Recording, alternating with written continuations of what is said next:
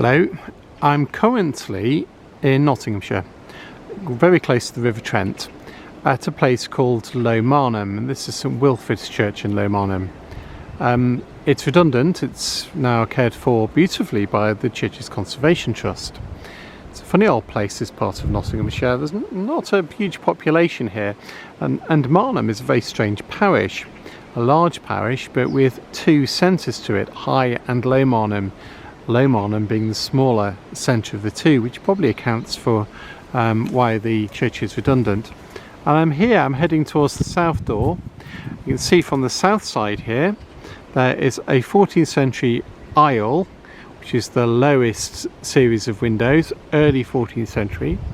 And above that is a clear story, which are those upper windows, which is both 14th which appears to have been 14th century by the window on the left hand side, but has had all its most of its windows replaced at the end of the 15th and the early 16th century. Three new windows of that period. So let's head towards the 14th century south aisle. So when I say 14th century, I'm talking the first quarter of the 14th century, probably 1320 or thereabouts, and we head through a Victorian porch. As we get through the Victorian porch, we are face to face with the south door, which is absolutely fantastic 14th century work. Very heavily moulded. It's quite simple in many respects for work of this period, but heavily moulded early 14th century door with an ogee head. That's what you call that sort of curiously pointed arch that we see here. So a lovely ogee of the 14th century. A couple of label stops on either side. Are they original? Not entirely convinced. A bishop on that side. And a queen on this. Yeah, I think they're probably Victorian pastiche. This is built out of a sandstone of some description, which is very terribly eaten away on the south door here. On both sides, both jambs of the door, very eaten away. So in we come, and there is a teddy in here somewhere, because he's come with me. Just going to close the door. Oh, there he is. Hello, says Teddy. And we're going to come and have a look at the interior from this side. Nice view towards the east. Now, this south aisle we came into, I said, is 14th century work, and there's a lovely early 14th century window at the end there. All the other windows are 14th century, but the arcading of this south aisle isn't. It's a century earlier. It's early 13th century. It's in the early English rather than the decorated style of architecture. And how do I know this? Well, the piers of the arcade are a dead giveaway. You can see one pier here, another one further along towards the east. And the thing that gives it away as early English work of the early 13th century are firstly these capitals on top of the piers that support the arches, which are decorated with what we call stiff leaf foliage. Early English Gothic was a reactive style. It was reacting to the flamboyance of the Norman period of architecture with a very pared down style. And one of the things that's characteristic of this pared down style is the use of very formal leaves of these sorts.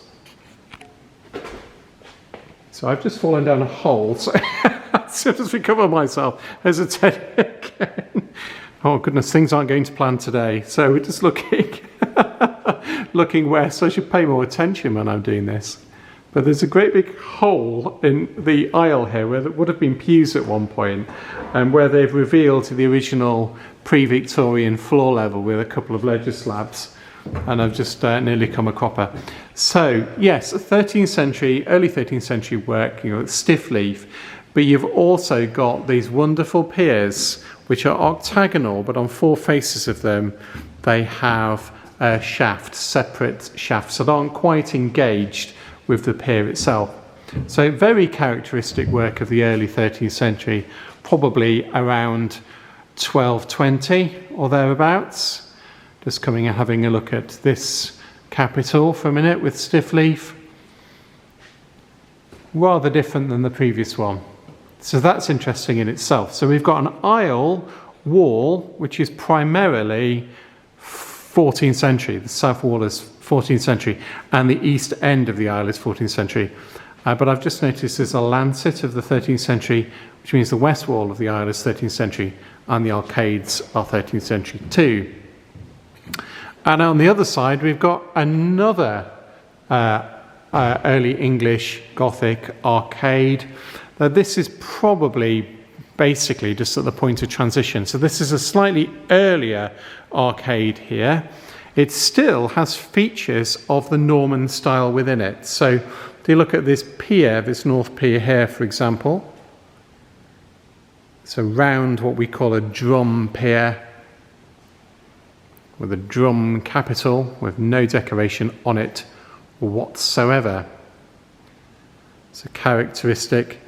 And at the bottom, the bases of the pier are what we call water holding bases. So this arcade, this north arcade, is about 20 years earlier than that. Now, what sets us apart from Norman work is the fact that we have pointed arches at this point. So we're at what we refer as transitional Gothic. So we're at the point of transition between the round-headed and heavier work of the Norman period and the pointed arches and the lighter work of the early English Gothic. So that's very interesting to see that transition. Now heading east into the chancel. Above the chancel arch, where the rood would have been in the Middle Ages by royal proclamation, are the royal arms. And we have here the royal arms of King George II, dating from 1749. Well, that's nice to see. Coming down. Now the arch here is also 13th century, the chancel arch. Beginning of the 13th century. And the shaft here is a keel moulded shaft, so it's slightly curved. I don't know if you can see this, probably see it if we look at the base. You can see how it's slightly curved in the form of a keel of a ship. A very characteristic early 13th century work again. So much of this church is 13th century. And there's a teddy again. Where Teddy dates from circa 2013. So it's not quite as old as this church. So in the chancel now, there's a very simple 15th century or maybe 14th century sedilia. There's no moulding on it, so it's difficult to tell. Lots of lovely ledger stones here to the Cartwright family, who are the major landowners. We'll see their monuments in a bit. And a whole load of ledger stones across the chancel to the clergy, the rectors who serve this parish. And then on the north side of the chancel, there is another 13th century arcade with more lovely stiff leaf and another octagonal pier. It's slightly more flamboyant than the ones in the naves, because the pier itself, as you'll notice,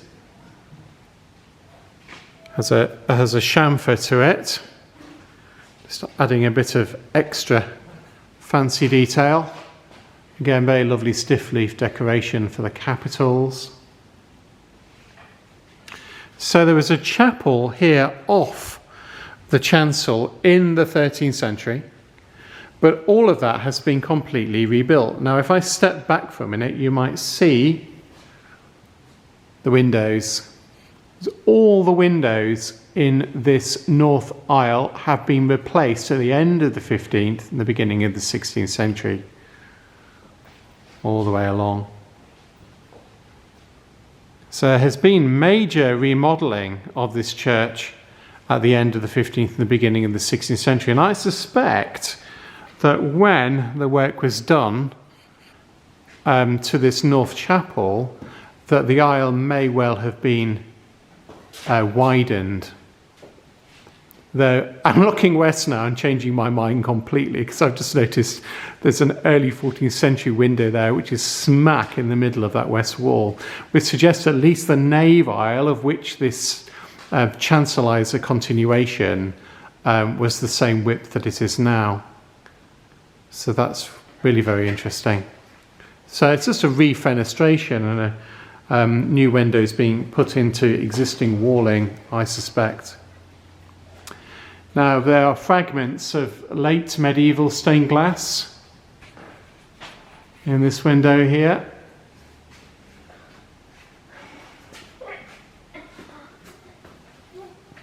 We have got the head of St. James the Great and parts of the vestment of a deacon, miscellaneous hands, bits of drapery.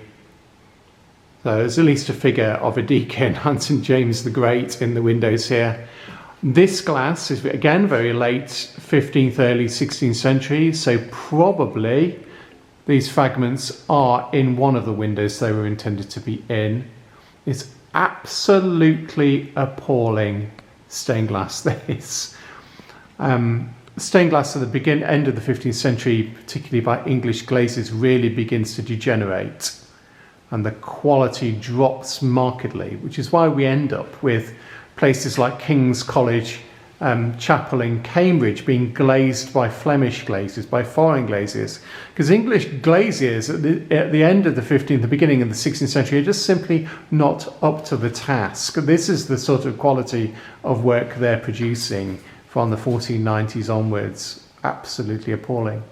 How can I tell this is St. James? You'll notice the little yellow blob in the middle of his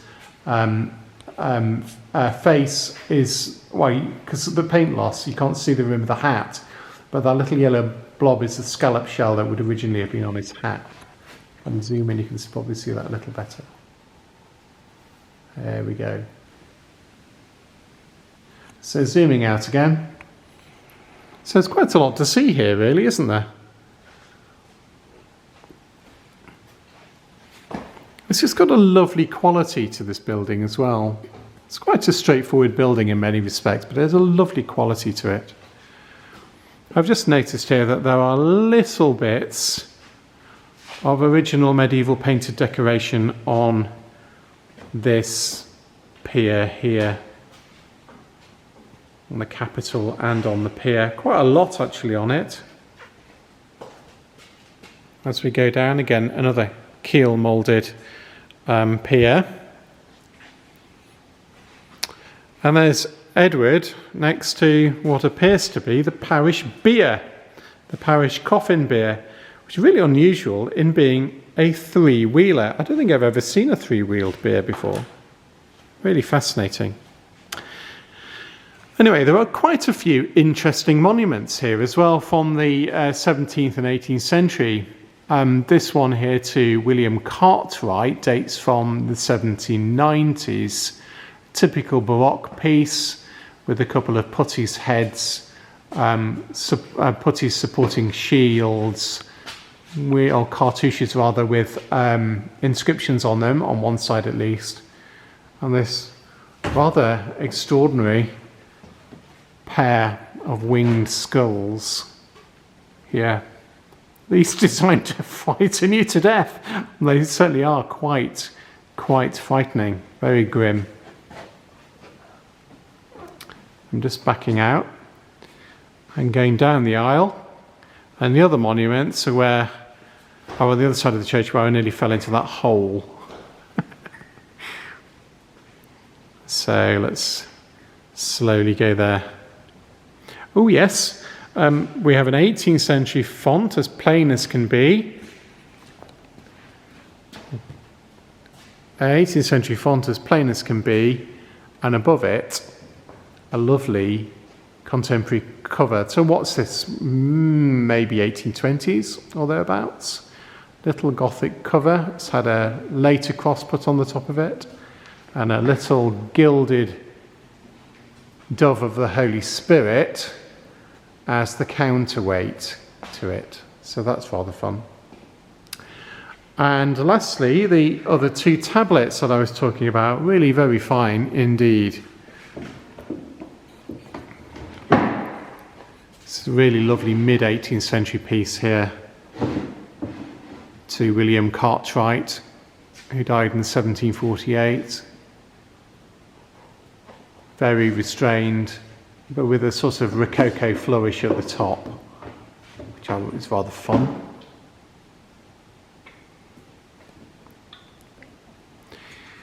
And then next to it, I'm near that hole again, I'm quite worried and quite nervous. But look where I'm going. Another tablet to the Cartwrights, very similar to the one in the North Aisle. With their cartouche with lots of swags, a couple of putty's heads and urn at the top. It's a really rather fun piece, this, isn't it? And a winged skull at the bottom. I've also noticed, and I bet I'm going to leave you because you've had 16 minutes so far this tour. It's at the end of this 14th century aisle. You have a piscina, so there would have been an altar here. There's Teddy again. I want to say hello.